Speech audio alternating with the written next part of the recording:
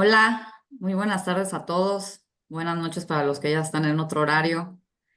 Mi nombre es Fernanda Sánchez, soy la presidenta del MIT Club de México y les quiero dar la más amplia bienvenida a Jueves de MIT. En esta sexta charla vamos a hablar sobre economía de tokens, activos del mundo real y dinero digital. Y nuestro presentador y panelista será Alfonso Bovela, un muy querido amigo, compañero y colaborador con quien he trabajado mucho. También quiero aprovechar para presentarles a mi tocayo, Fernando González Gil, que es el director de Jueves de MIT, a quien le cedo la palabra. Muchas gracias.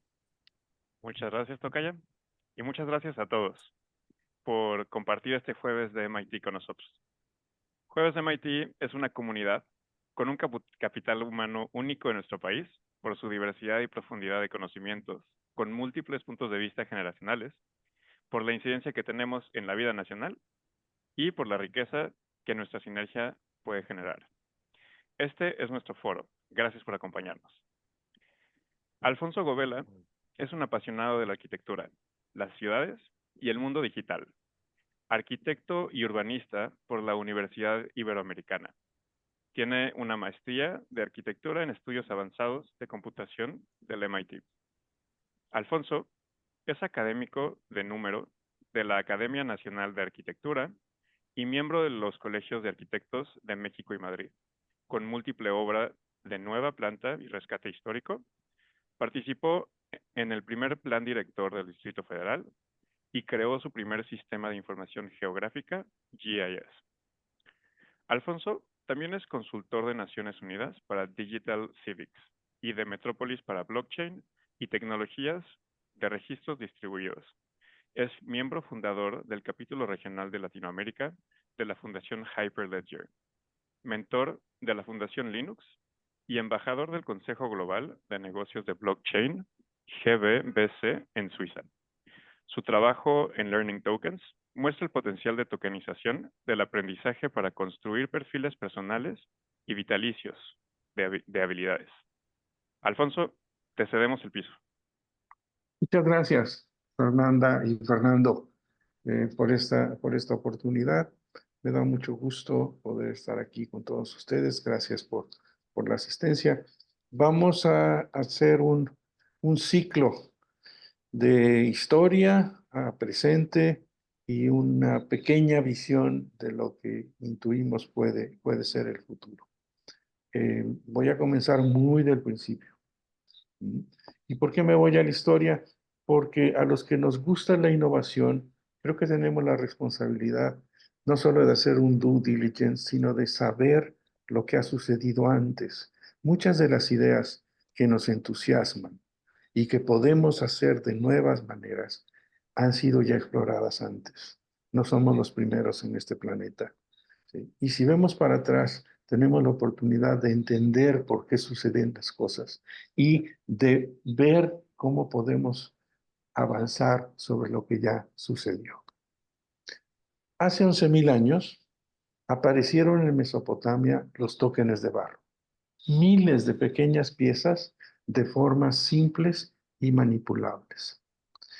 Una investigadora muy importante, Denise Besserat, nos explica cómo desde 9.000 años antes de Cristo, los tokens de barro de Mesopotamia fueron extensiones del cerebro humano para recolectar, manipular, guardar y recuperar información. Aparecen ligados al cultivo de cereales y almacenaje de reservas de alimentos. Surgen en economías agrícolas rurales y son anteriores a tres grandes inventos: las ciudades, el contar y el mismo escribir. Y nos muestran cómo a través de milenios el procesar volúmenes cada vez mayores de datos nos ha llevado a pensar con mayor abstracción. Si lo vemos un poco con sentido de humor y de cómic, en esos días granjeros y mercaderes de Mesopotamia guardaban registros usando pequeñas fichas de barro que representaban los objetos comprados, vendidos, ahorrados, etc. Recordemos, 11.000 años sin escritura y sin conocimientos para contar. Cuando dos mercaderes sumerios cerraban un trato, sellaban las fichas equivalentes en una bola de arcilla hueca y la estampaban con sus marcas personales. Estos fueron nuestros primeros contratos. Para comprobar el contenido de la bola, significaba había que romper el contrato. Las bromas ahí están, 12 burros, págame. Dice, veo 13 burros, pero no veo mi firma. ¿Sí? Los problemas han sido los mismos, siempre. Entonces, para evitar este problema, los comerciantes empezaron a trazar dibujos de las fichas que guarda la bola en su interior. Los trazaban en el exterior de la bola para saber qué contenía el contrato sin tenerlo que romper. Hasta que algún brillante contador se dio cuenta de que las fichas adentro de la bola se habían quedado obsoletas. ¿No ves? Podemos escribir nuestros registros afuera de la bola, pero también en tablillas de arcilla. Que es muy interesante porque siempre los intereses son los mismos. Una de las primeras ejemplos de escritura es esta tablilla en el Museo Sumerio, donde es un contrato que especifica cuánta cerveza le toca beber a los trabajadores.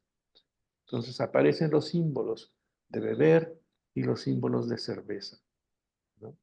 Pero eso no fue todo. Este contador imaginario inventó más imágenes para simbolizar todas las palabras que se le ocurrían y vendió el sistema a todo el mundo. O sea, pudo dibujar perros, montañas, ovejas, alfombras. Y los comentarios fue, efectivamente, creo que estás en algo muy grande. Y entonces estos pictogramas evolucionan a escritura cuneiforme y ya no estamos 9.000 años atrás, ya estamos 3.200 a 1.000 años antes de Cristo. ¿Sí? Y a partir de ese momento podemos leer las historias de la gente, algunas de ellas, ¿sí? Por lo menos. Y las podemos leer con sus propias palabras.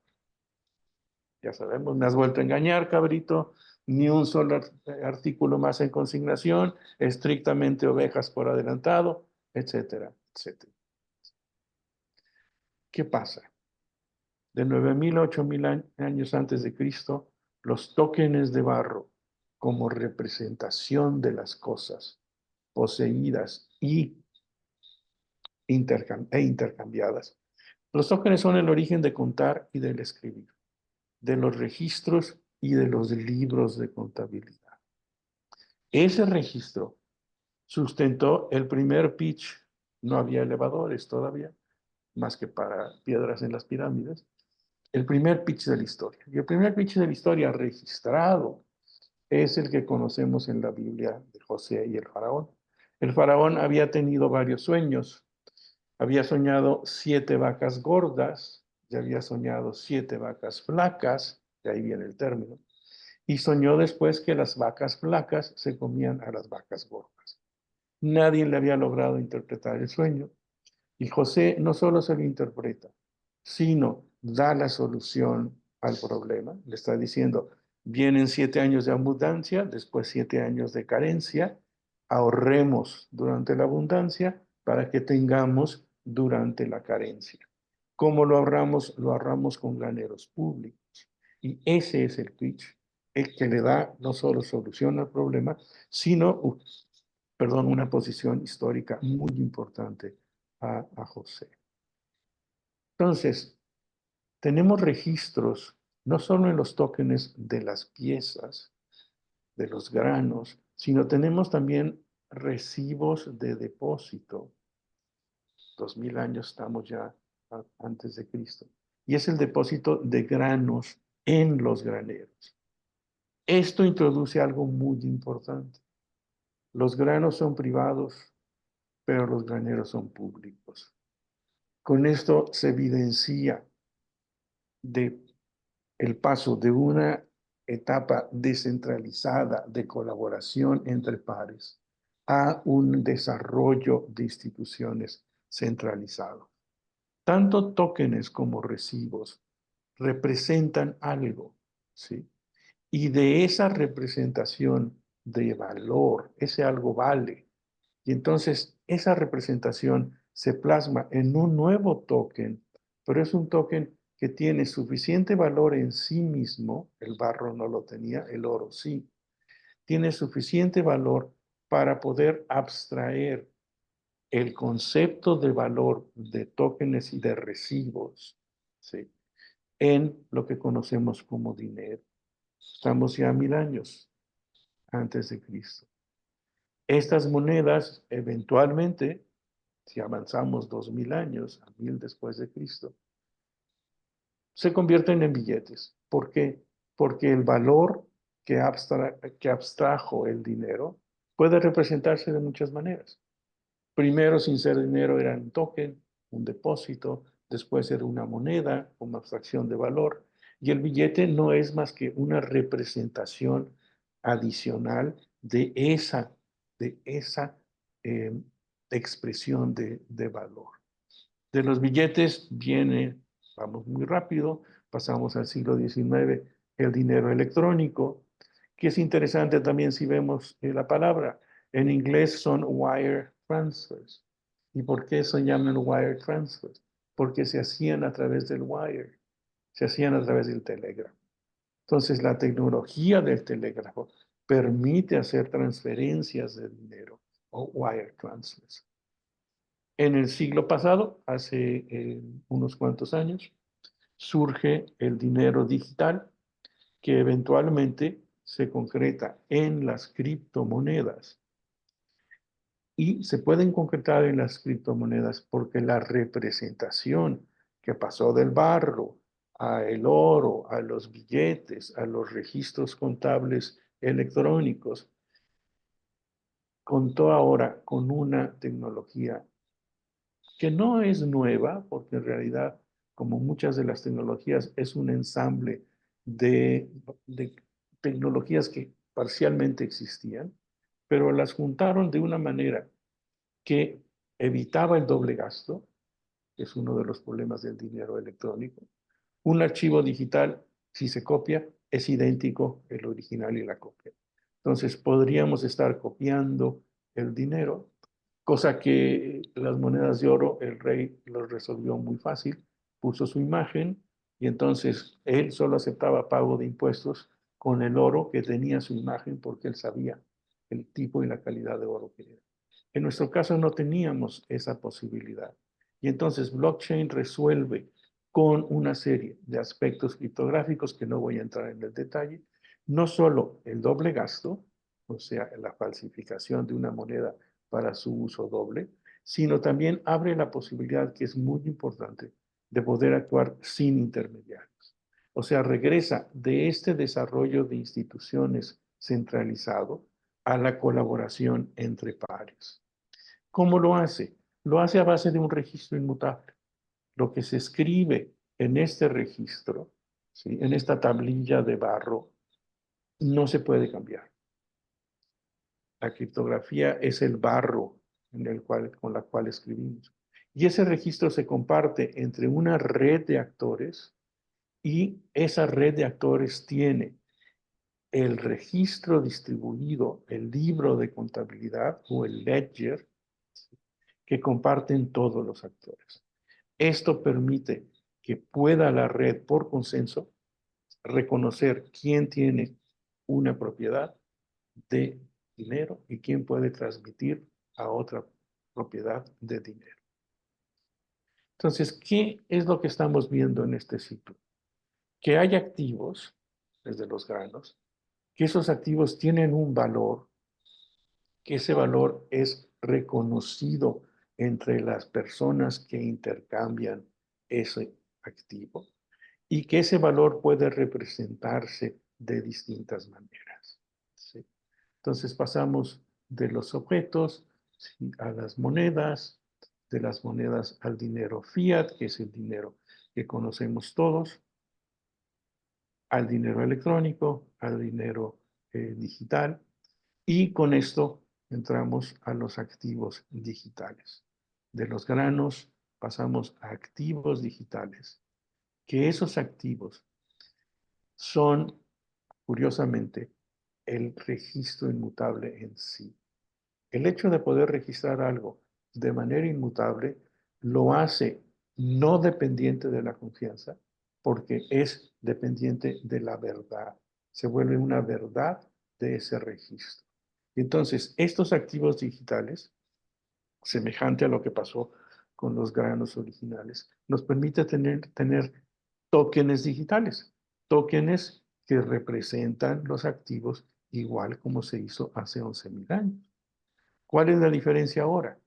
La diferencia es que este token digital puede representar múltiples valores, no solo el valor de intercambio, que es el que el dinero, para lo cual el dinero originalmente se inventó, sino ahora puede representar cualquier tipo de valor, tanto tangible como intangible, tanto financiero como no financiero.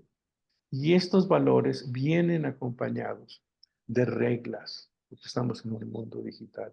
Podemos establecer funciones y usos de esos tokens, para que se comporten automáticamente. Y se comporten automáticamente en conexión de actores que tienen roles, que están en distintas redes y que comparten la verdad de esos registros distribuidos. Los tokens digitales, entonces, nos permiten definir activos, pero a la vez nos permiten especificar qué podemos hacer con ellos. O sea, tienen no solo la información sobre cuál es el activo, de dónde proviene, quién lo posee, etcétera, sino establecen en ellos mismos las reglas de qué puede y qué no puede hacer ese activo. Y esas reglas, una persona decidió, que era abogado, decidió llamarlo smart contracts. En el medio sabemos que no son ni smart ni contracts, sino son scripts muy, muy útiles para que el token tenga información y reglas.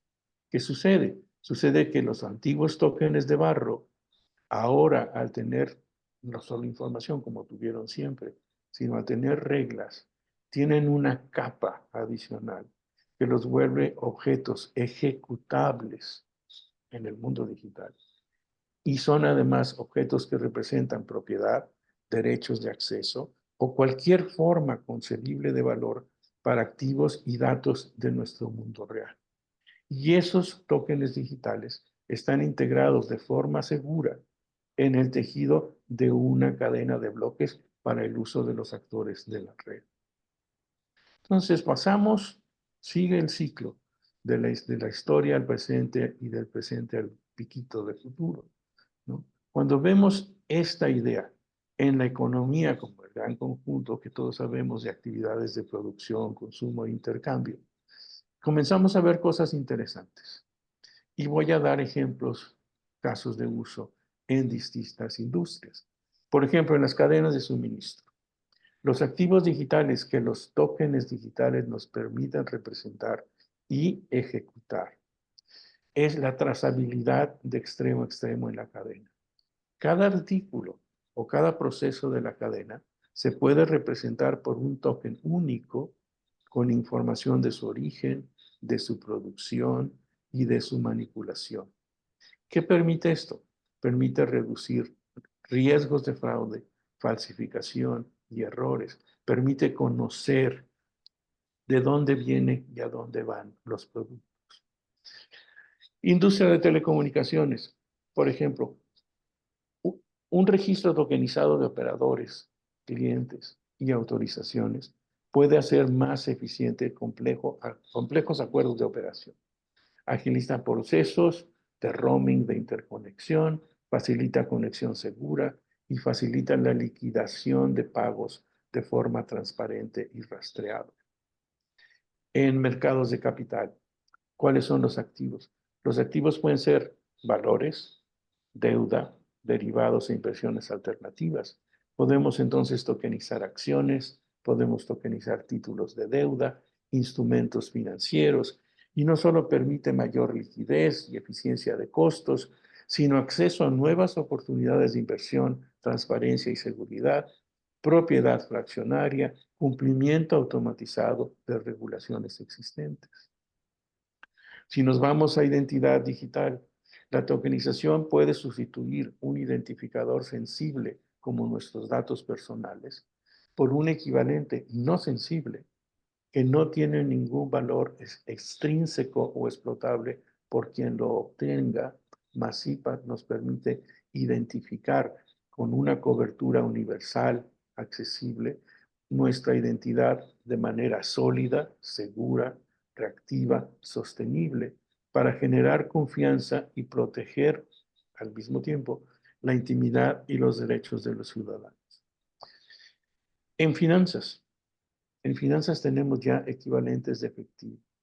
Los depósitos bancarios pueden tokenizarse para explorar la integración del dinero de los bancos comerciales y centrales. Aquí entran las famosas CBDCs, que son las monedas digitales de banca central. Y de esta manera pueden revolucionar sistemas de pago con capacidades de liquidación instantánea. Son esenciales para las transacciones líquidas y el almacenamiento de valor en entornos de cadenas de bloques. Para el sector público, ¿sí?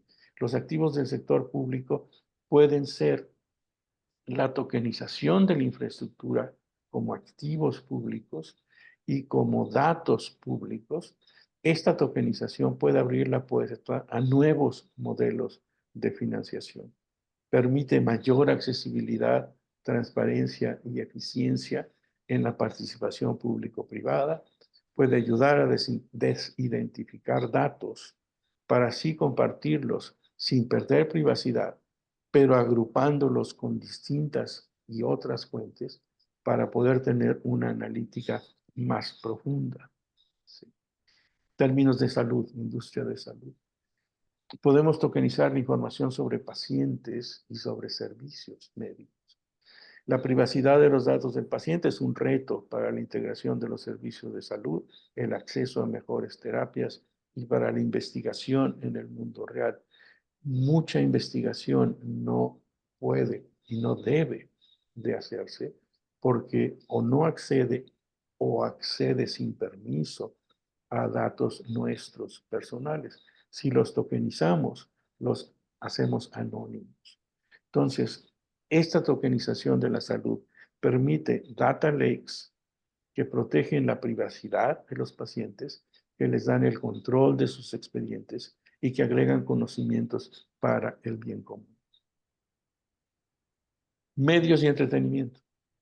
Aquí la tokenización puede ser de la propiedad intelectual, de sus regalías y su financiación. Podemos rastrear el ciclo de vida de activos creativos desde su producción hasta su distribución y consumo. Permite proteger contenidos digitales, reducir piratería, facilitar pago de regalías basados en el consumo, promover mercados para monetización de copyrights y distribución de coleccionables digitales.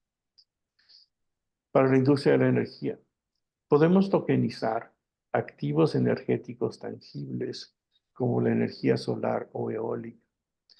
Permite aplicaciones en el mundo real, como comercio de energía entre pares, racionalización de certificados de energía renovables, mayor liquidez y acceso a capital, desintermediación, mejora de la gestión, seguridad y fiabilidad de la red. Acción climática. Tokenicemos créditos de carbono para su comercio eficiente y para el acceso democrático a activos medioambientales. Con esto podemos revolucionar los esfuerzos de conservación del medio ambiente. Podemos conseguir o acercarnos a conseguir los objetivos de cero emisiones netas y el avance de las agendas de sostenibilidad corporativa. Seguros, la industria de los seguros. Podemos tokenizar las pólizas de seguros en el sector asegurador. Esto nos permite aumentar la seguridad y la transparencia de las transacciones, la tramitación eficaz de siniestros y pólizas, la reducción de fraude, el fomento de la confianza entre las partes, el aumento de la liquidez de los planes de seguros y mejorar la gestión de riesgo. En la parte de educación, que es mi proyecto personal, nosotros podemos tokenizar la educación para dar seguimiento a los procesos de enseñanza-aprendizaje, crear perfiles de habilidades bajo el control de las y los aprendices y promover mercados de conocimiento relevantes para el nuevo mercado laboral. Este es el único caso donde voy a entrar a más detalle para mostrar un ejemplo concreto del panorama del paisaje que les mostré de tokenización por industrias. Learning Tokens es un proyecto que entra ahora a su tercer año, ¿sí? Y básicamente lo que hacemos es una moneda digital para las competencias. Las competencias se enseñan y aprenden mediante la transmisión de conocimientos. Un instructor transmite una habilidad a un aprendiz, lo vemos en la gráfica de la derecha, el aprendiz adquiere esa habilidad, el instructor evalúa esa habilidad, el aprendiz confirma esa habilidad, el instructor reconoce la competencia y en ese momento que la competencia es reconocida, se puede transferir un token de aprendizaje. Los Learning Tokens representan así el valor granular de la transmisión de conocimientos. Representan una unidad de aprendizaje para cualquier campo de conocimiento y cualquier taxonomía de habilidades. Son independientes de estrategia pedagógica, plataformas de enseñanza y aprendizaje o contenidos didácticos. Se pueden usar en cualquiera de ellas. ¿Cuál es su diferencia? Que a diferencia de los certificados y diplomas tradicionales que todos tenemos, ¿sí? Como mi bonito caligrafiado diploma de MIT, ¿no? O digitales, que es la nueva forma desde hace 8 o 9 años. ¿Qué hace ese certificado? Ese certificado dice que completé una serie de ciclos por lecciones, por cursos, etc. ¿Qué podemos hacer con Learning Tokens? Podemos darle granularidad al aprendizaje. Mi título de MIT yo puedo darlo como un charolazo a ustedes y ustedes pueden aceptarlo porque confían en MIT, pero mi título no dice que aprendió Alfonso en MIT, ni tampoco tiene manera de certificar que efectivamente lo aprendí. ¿Qué damos nosotros? Damos trazabilidad al aprendizaje. Por cada lección aprendida, por cada habilidad transmitida y adquirida, se da un token y este token se va acumulando en carteras de habilidades.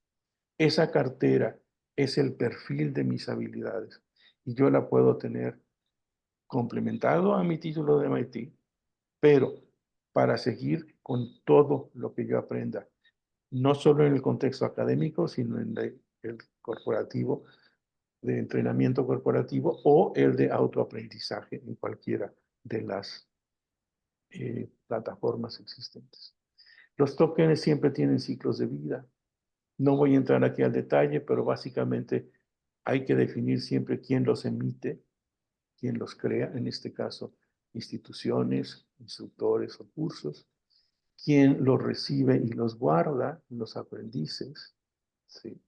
En donde los pueden presentar para los actores que les interesa la validez de esos tokens, como son los empleadores, los socios potenciales, inversionistas, o un marketplace que hemos creado donde se pueden intercambiar. Todo esto está ligado a un registro de confianza y a una gobernanza de un cuerpo colegiado. ¿Qué permiten los tokens? Después de este ejemplo muy rápido. Pues son activos digitales que asocian propiedad, identidad, gobernanza y derechos de acceso. Tiene contratos inteligentes que codifican y automatizan el modelo de negocio, ¿sí? Y se sustentan con cadenas de bloques que son fuente compartida de confianza, fuerte confianza quería decir, con sello de tiempo distribuido y descentralizado. ¿Qué genera esta economía? El mercado en la economía vieja era central, el poder de la plataforma cerrado, la identidad controlada, el incentivo el ganador toma todo, la liquidez analógica y la monetización estaba en la plataforma. Ahora podemos tener una nueva economía distribuida y descentralizada, abierta y neutral, que verifica en vez de controlar, donde todos pueden ganar, donde la liquidez es digital y donde la monetización se hace tanto por el propietario de los datos como por el innovador y la plataforma. En lo que veíamos de las industrias, ¿sí? Estos tokens que están en redes y en ledgers, ¿sí? Han avanzado a una velocidad extraordinaria, pero han avanzado al interior de los propios silos que cada industria tiene y genera por sus propias transacciones, porque son entornos de gentes con intereses semejantes. Pero estos, a su vez, interactúan en la economía general. Por ejemplo, si vamos a ver el tema de energía, para la acción climática es importante la energía, pero tiene que ver con el sector público, tiene que ver con mercados de capital, tiene que ver con cadenas de suministro y todos estos leyes o registros, ¿sí?, de esa red y esos activos necesitan una manera de poderse comunicar entre sí. Y aquí viene el pico de futuro del que me interesa hablar, ¿sí? Y se llama Finternet. Esto es un proyecto que está trabajando el BIS, el Banco para Pagos Internacionales, y es un proyecto personal de un compatriota nuestro, Agustín Carstens. Entonces, ¿qué es lo que está haciendo? Equivalente a lo que fue el protocolo para interrelacionar todos los sitios, para crear la web, ¿sí?, de todos los sitios en la web. Este es un protocolo para unificar el formato de los ledgers.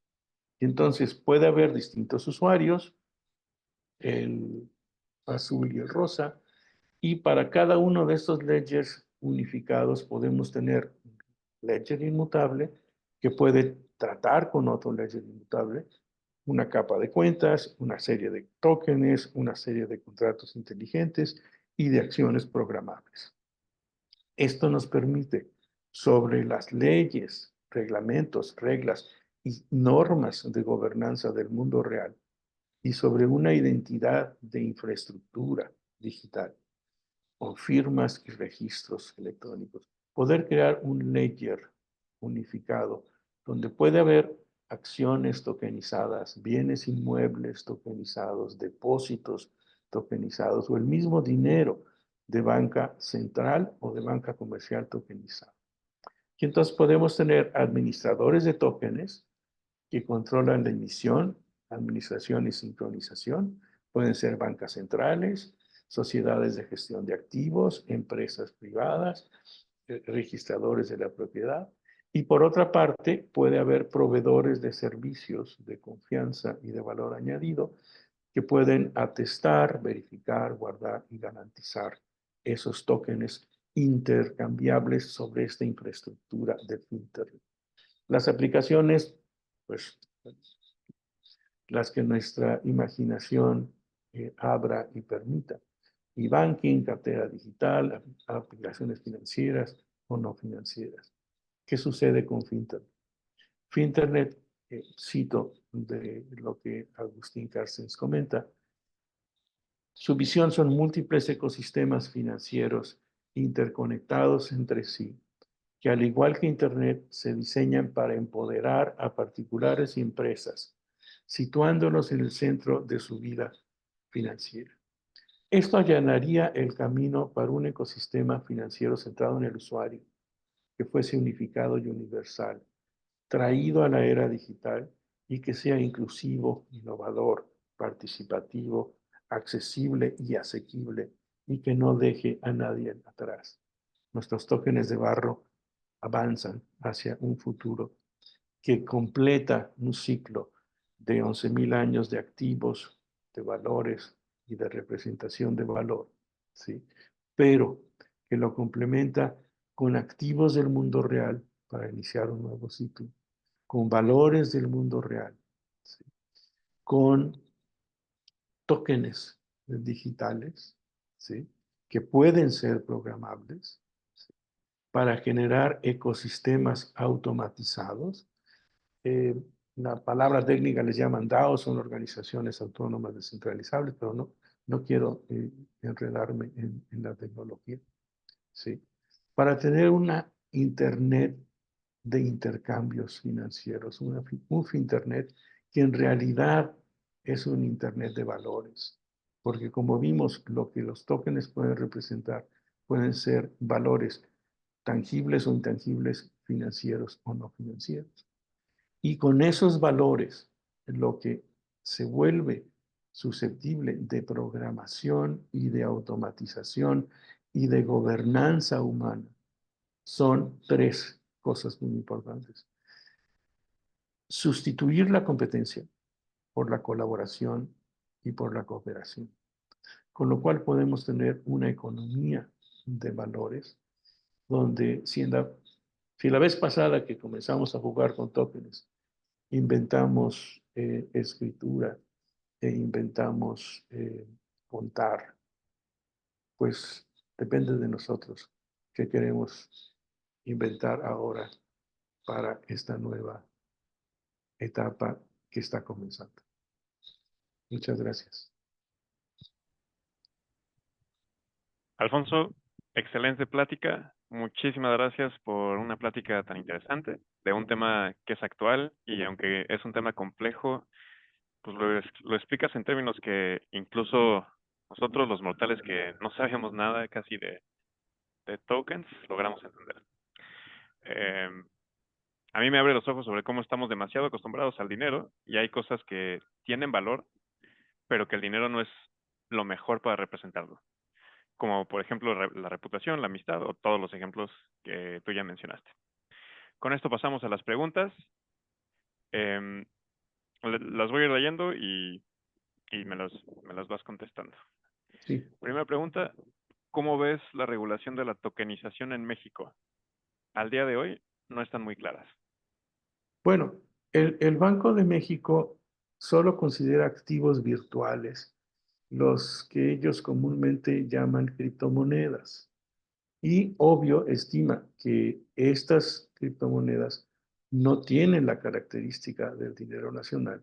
Y entonces recomienda una sana distancia entre los activos virtuales y el sistema financiero.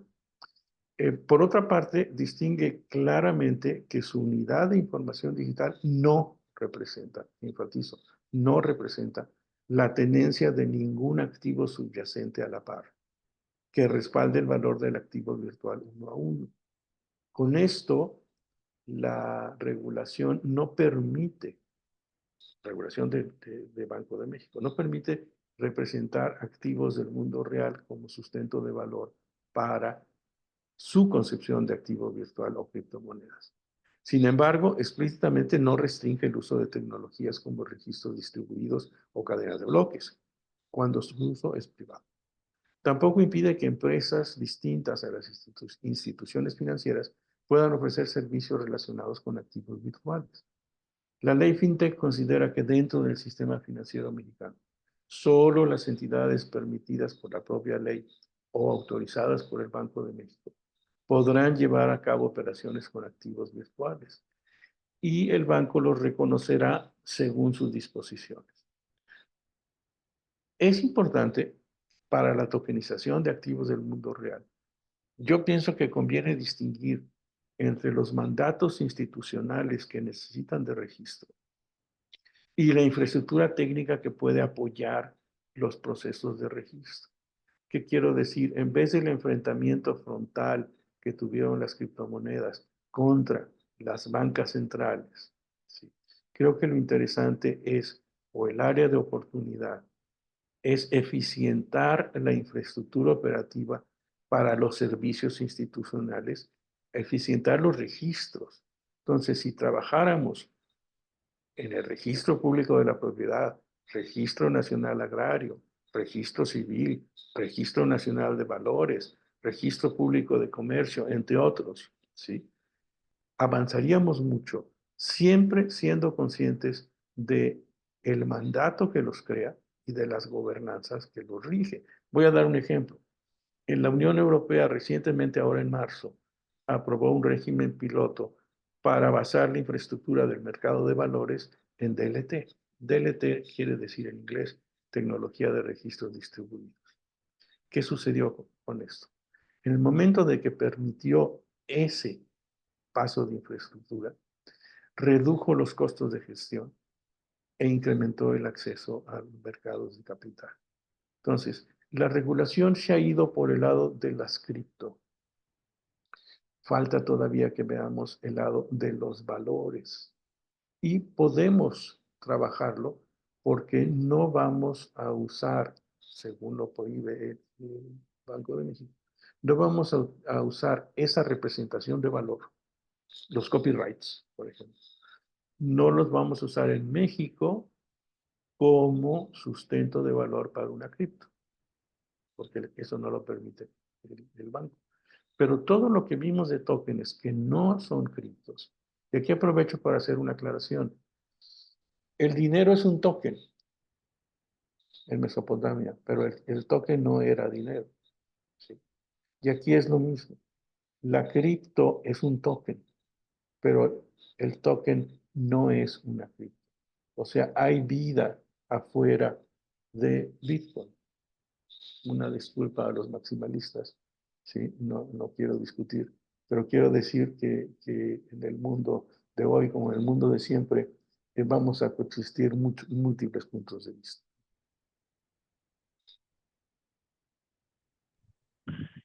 Perfecto. Tenemos también una pregunta en el chat, Alfonso. ¿Te parece si proseguimos con esa pregunta o prefieres con las preguntas que registraron inicialmente y dejamos hasta el final? Como estaba con mi pantalla, no veo el chat, perdón. Si eres tan Sí, gentil de decírmela. claro que sí. Esta pregunta es de Sebastián Bielecki. Primero un poco de contexto y la pregunta está al final. Entonces, los datos en sí mismos tienen valor. Hoy en día vemos que los LLMs, ChatGPT, Gemini, se están capacitando usando toneladas de datos. Los que generan esos datos no están retribuidos. En cierto sentido, los LLMs se apropian de la propiedad intelectual de la humanidad. Y la pregunta, ahí va la pregunta. ¿Es imaginable tokenizar nuestra producción de datos para cambiar eso?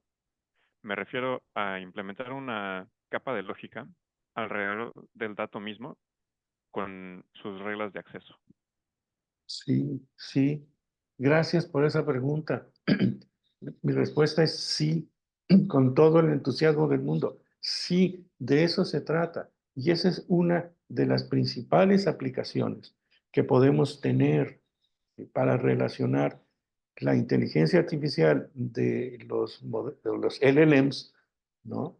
La inteligencia artificial generativa, con los data lakes sobre los cuales se ha montado. Se montó sobre todo el contenido de Internet. Sí. Ahora, ¿qué podemos tener con esa capa lógica que tú dices con todo sentido y con toda la sensatez, ¿no?, que es necesaria? Esa capa lógica nos permite comenzar a estandarizar qué es lo que estamos haciendo con Learning Tokens. Con Learning Tokens podemos tener la visión granular de cada unidad de competencia que se enseña y se aprende. Y al tener esa estandarización, los data lakes permiten ahora sí hacer análisis que no solo reconocen la propiedad de los datos, e inclusive pueden tener mecanismos de retribución, y de retribución doble, retribución para quien genera los datos y retribución para el propio algoritmo que está utilizando el LLM. Porque podemos dar tokens de aprendizaje a la gente, pero también podríamos dar tokens de aprendizaje al algoritmo. ¿Sí? Y no solo los puede dar, sino los puede analizar con mucha mayor relevancia, porque están homogenizados, como sugiere Agustín Carstens para el sistema financiero, pueden estar homogenizados para cualquier ecosistema de valor. Entonces, es una excelente pregunta. Muchas gracias por hacerlo. La respuesta es sí. ¿Cómo? Pues para eso estamos. Sentémonos a trabajar. Perfecto. Siguiente pregunta. ¿Cuándo será real una economía en México sin dinero de papel o monedas? Es una pregunta muy interesante. Mi reacción primera inmediata es cuando no exista la brecha digital.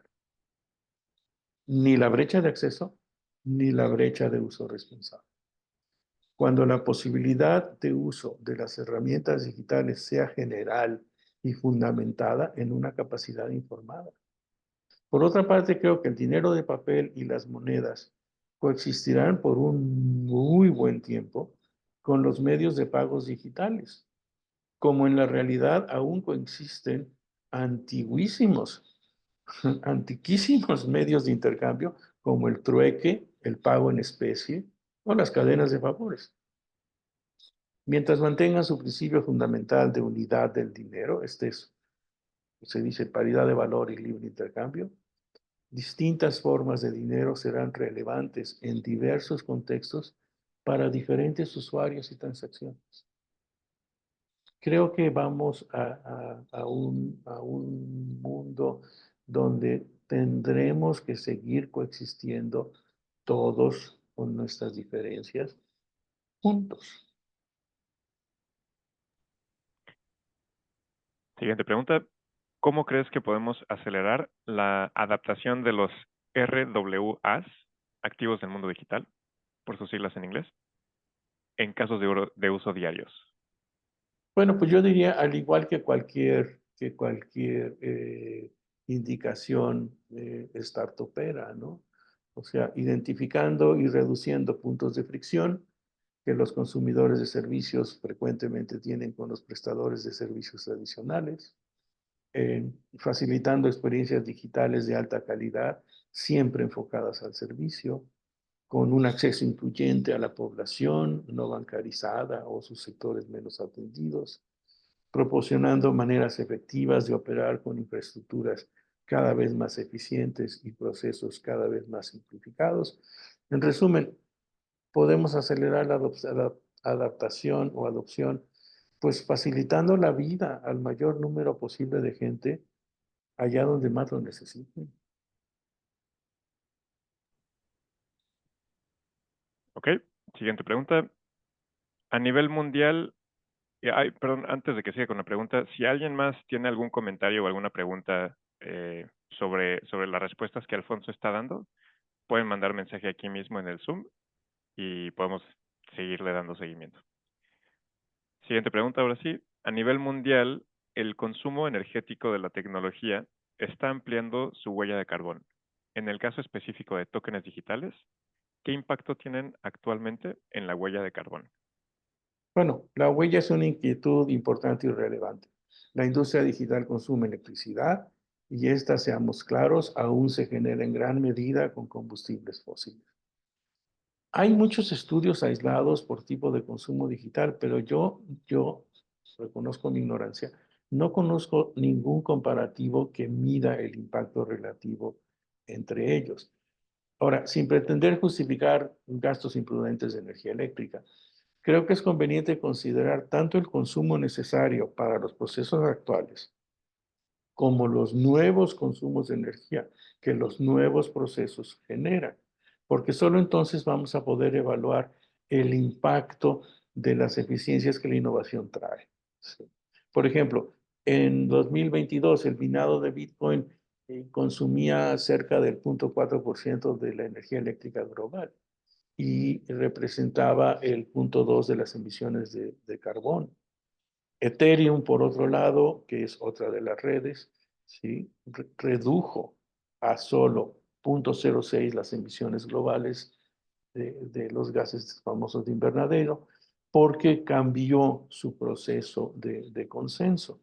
Hyperledger, donde yo apoyo, por otro lado, permite definir consensos que no requieren este consumo de energía y su huella es simplemente la huella de la industria digital, que no es pequeña.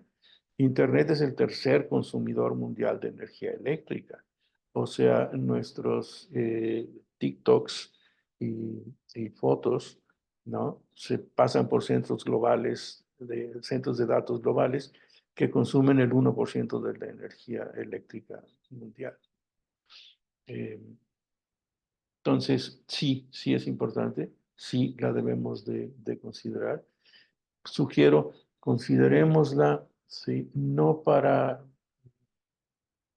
defensas ideológicas, sino para evaluaciones prácticas, evaluaciones relevantes que nos permiten comparar usos más eficaces de la energía, ¿no? Y resultados más facilitadores de una mejor vida, como decíamos antes, ¿no?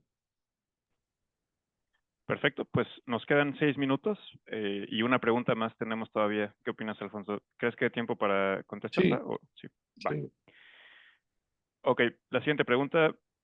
IBM invirtió para comenzar un proyecto de tokenización / blockchain en cadena de suministro. El objetivo es incrementar la visibilidad y colaboración entre distintos eslabones de la cadena de suministro, incluyendo proveedores, clientes e incluso competidores, mediante la creación de smart contracts y tokenización de activos, por ejemplo, el inventario físico que se mueve, para asegurar la congruencia en la información que cada integrante de la red tiene. Veo muchos beneficios a esta iniciativa, pero no percibo que se haya convertido en una práctica estándar dentro de la industria o dentro de la cadena de suministro. ¿Por qué, si la iniciativa fue lanzada en 2017, aún no se ha convertido en un industry standard? Es una pregunta muy interesante. Yo la parafrasaría eh, con dos preguntas, que a lo mejor es lo mismo. ¿Por qué muchos desarrollos tecnológicos no triunfan en el mercado? Y segundo, ¿cómo podemos beneficiarnos de su fracaso? ¿Por qué no triunfan en el mercado? Porque la tecnología es una herramienta para resolver un problema en un contexto económico y social. Instrumento y gobernanza van juntos. A veces la solución técnica no contempla el contexto de esta dualidad y el mercado la rechaza porque no resuelve los puntos de fricción. Al contrario, muchas veces los amplifica o crea nuevas.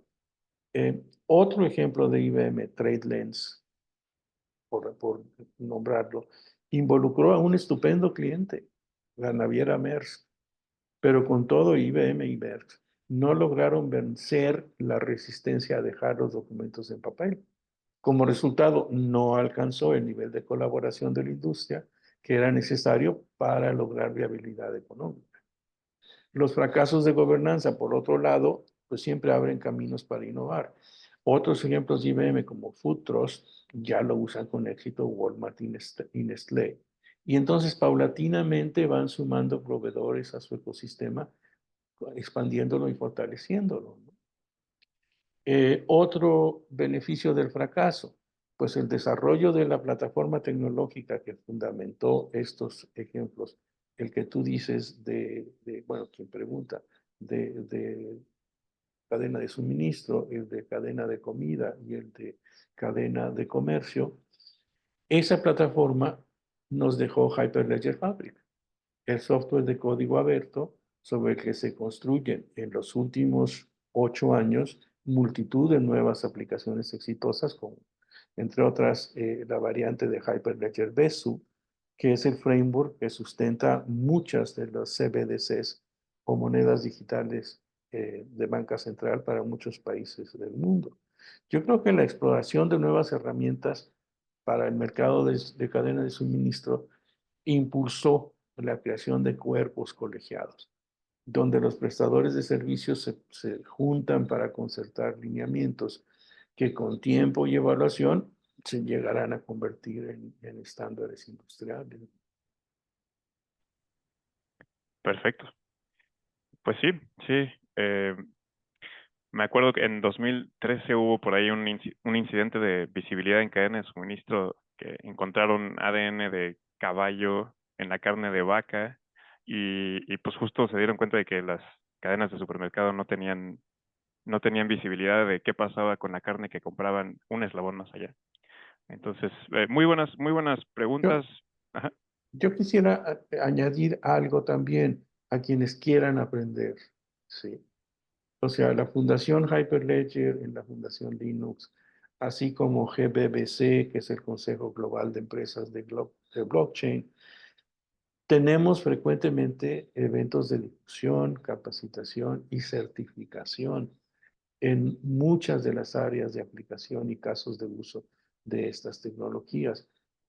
Búsquenme en directo, conversemos y yo les comparto los links que sean más adecuados para sus intereses personales. Aquí estamos. De nuevo, muchas gracias, Alfonso. Le paso la palabra ahora a nuestra presidenta. Gracias, tocayo Fernando. Les agradezco mucho a todos los participantes, y sobre todo, Alfonso, muchísimas gracias por esta charla que ha sido, la verdad, fantástica. Nos llevaste desde 11,000 años atrás al día de hoy. Muy, muy interesante, estupenda. Creo que fue súper aterrizada, ¿no? También me considero una ingenua en este tema y pues muchas gracias. También los participantes vamos a enviar las preguntas con sus respuestas por correo y también los invito a seguir nuestro canal de YouTube en el cual también podrán ver las charlas anteriores que hemos tenido. Siendo esta la sexta, los invitamos y también ahí en el mismo correo les vamos a poner una liga para el canal de YouTube. Muchas gracias y muchas gracias por su atención. Alfonso, Muchas gracias. gracias por la oportunidad y qué gusto Gracias. de verlos. Gracias, Alfonso. Saludos. Saludos. Muchas gracias, Alfonso.